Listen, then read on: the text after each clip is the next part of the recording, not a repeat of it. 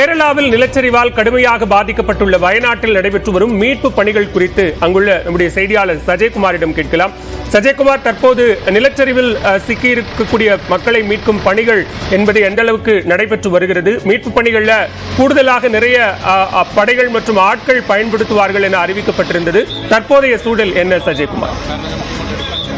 பாலவேல், வயநாடு மாவட்டம் சூரல்மலை, முண்டக்கை, அட்டமலை பகுதிகளில் நேற்று நள்ளிரவில் அடுத்தடுத்து 3 முறை ஏற்பட்ட நிலச்சரிவில் தற்போது அதிகாரப்பூர்வமாக கிடைக்கப்பட்ட தகவல்படி 73 பேர் உயிரிழந்திருக்கிறது. ஆனால் உறுதிப்படுத்தாத தகவல்படி 80க்கும் மேற்பட்டோர் உயிரிழந்ததாக நமக்கு தகவல் கிடைக்கப்பட்டிருக்கிறது. குறிப்பாக இந்த பகுதிகளை இணைக்கக்கூடிய ஒரு பாலம் முற்றிலும் இந்த நிலச்சரிவால் அடித்து செல்லப்பட்டதால் இந்த பகுதிக்கு மீட்பு படையினருக்கு செல்ல முடியாத ஒரு சூழல் ஏற்பட்ட நிலையில் தற்போது தேசிய பேரிடர் மீட்பு குழு 4 குழுக்கள், அதே போல ராணுவ படை 122A பெட்டாலியன் ராணுவ படை அந்த பகுதிக்கு வந்தடைந்திருக்கிறது.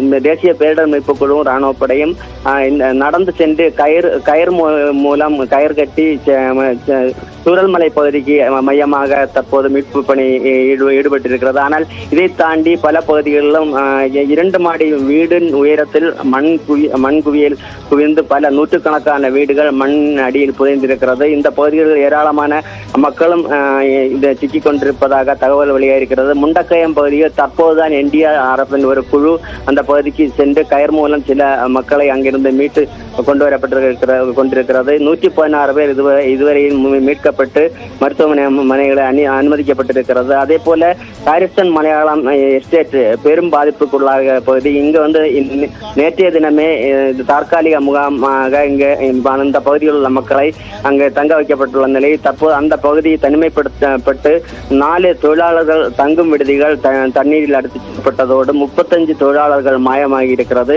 இந்த பகுதியில் 700 மக்கள் தங்க வைக்கப்பட்டிருக்கிறது. இவர்கள் வெளியே வராமல் தவித்து வருகிறது. இந்த பகுதிக்கு மீட்பு படையினர் சென்று சேர முடியாமல் இந்த மக்கள் பெரிதும் பாதிப்புக்குள்ளாகி வருகிறது. மேலும் கால்நடைகள், நூற்றுக்கணக்கான கால்நடைகளும் மண்ணிலும் வெள்ளத்தால் அடித்து செல்லப்பட்டிருக்கிறது. அதே போல இந்த பாலம் அமைக்கப்பட வேண்டும் என்றால் ஹெலிகாப்டர் மூலம் இந்த உபகரணங்கள் கொண்டு வரப்பட்டு இந்த பாலம் அமைக்கப்பட்டால் மட்டுமே முழு மீட்பு படையினருக்கும் ராணுவத்துக்கும் அதே போல கப்பல் படையும் அங்கு விரைந்து சென்று கொண்டிருக்கிறது. இந்த முழு மீட்பு படையினருக்கும் அந்த பகுதிக்கு முறையாக சென்றடைந்தால் மட்டுமே மீட்பு பணி துரிதப்படுத்த முடியும். தற்போது தங்களால் முடிந்த அளவுக்கு தேசிய பேரிடர் மீட்பு குழுவும் அதே போல ராணுவ 122A பெட்டாலியன் ராணுவ பிரிவும் அந்த பகுதிக்கு சென்று கயிறு மூலம் அந்த சடலங்களையும் அதே போல உயிருக்கு போராடி கொண்டிருக்கும் நபர்களையும் கயிறு மூலம் கட்டி ஆற்றின் மறுபகுதிக்கு கொண்டு மருத்துவமனைகள் கொண்டு சேர்க்கும் பணிகளில் ஈடுபட்டு வருகிறது. இந்த பணி முழுவீச்சாக நடக்கும் என்றால் இந்த மாலை 5 மணி தாண்டினால் இந்த பகுதி முழுவதும் இருள் சூழ்ந்த சூழல் ஏற்படும். மின்சாரம் துண்டிக்கப்பட்டிருக்கிறது. அதே போல தொலைத்தொடர்பு முற்றிலுமாக துண்டிக்கப்பட்ட நிலை ஏற்பட்டிருப்பதால் 5 மணி தாண்டினால் இந்த மீட்பு பணியானது பெரிதும் சவாலாக இருக்கும். இந்த பகுதிகளில் நூற்றுக்கணக்கான, அதாவது மலை உச்சியில், முண்டக்கை மலை உச்சியில் 200க்கும் மேற்பட்ட வீடுகளில் 1000க்கும் மேற்பட்ட மக்கள் அங்கு சிக்கிக் கொண்டுள்ளதாக தகவல்கள் வந்து கொண்டிருக்கிறது.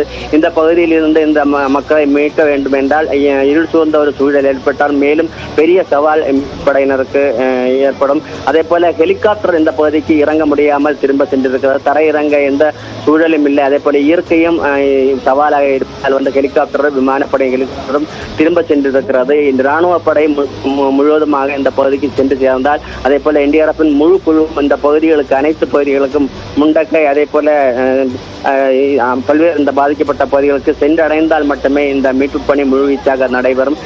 பெரும் ஆயிரக்கணக்கான மக்கள் தற்போதும் ஆங்காங்கே பல்வேறு பகுதிகளில் தன்மைப்பட்டு தங்கள் உயிருக்கு போராடி கொண்டிருக்கும் ஒரு அபாயமான ஒரு சூழல் தான் இங்கு காணப்படுகிறது. பாலவேல், தற்போதைய தகவல்களுக்கு நன்றி சஜய்குமார். மேலதிக விவரங்களுக்கு மீண்டும் இணையலாம்.